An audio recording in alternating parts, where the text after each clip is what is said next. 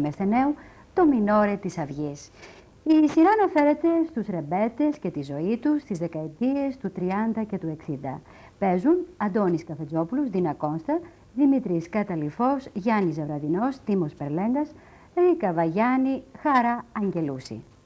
Οι φίλοι τηλεθεατές του δορυφορικού μας προγράμματος θα παρακολουθήσουν αμέσως τώρα ένα ευχάριστο μουσικό πρόγραμμα και στις 8 και 4. Σε απευθεία σύνδεση με την ΕΤ3 θα μεταδοθούν στιγμιότυπα και συνεντεύξεις από το Συμβούλιο Απόδημου Ελληνισμού που γίνεται στη Θεσσαλονίκη.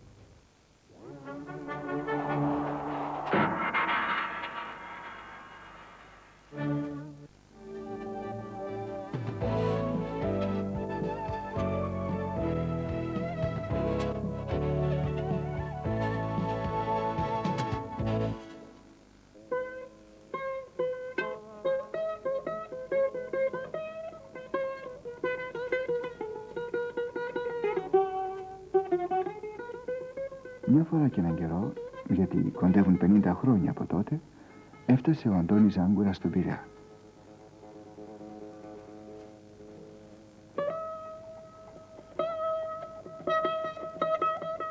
Ο Αντώνης παίζει μπουζούκι και θέλει να πιάσει την καλή, και επειδή ρωτώντας κανείς φτάνει ακόμη και στην πόλη, ο Αντώνης επιτέλους βρίσκει στο καφενείο του τετραπέρα του Θανάση Μπέκου τον ξάδερφό του Μίτσο Ρούσαλη, ρεμπέτη τραγουδιστή και χαϊδεμένο παιδί της πειραώτικης μαγιάς.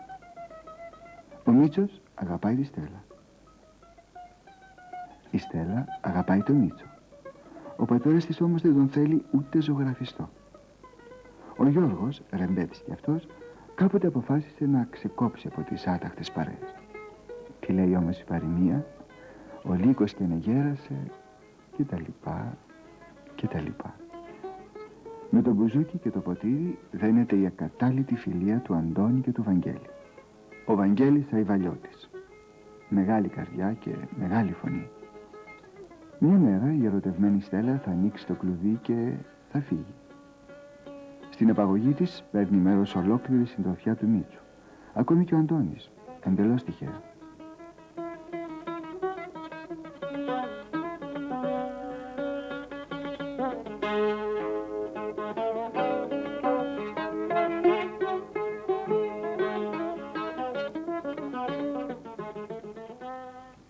Η στεφάνωση θα γίνει σε ένα ερημοκλήσι του Σαλονικού και θα γλεντήσουν όλοι με την καρδιά τους.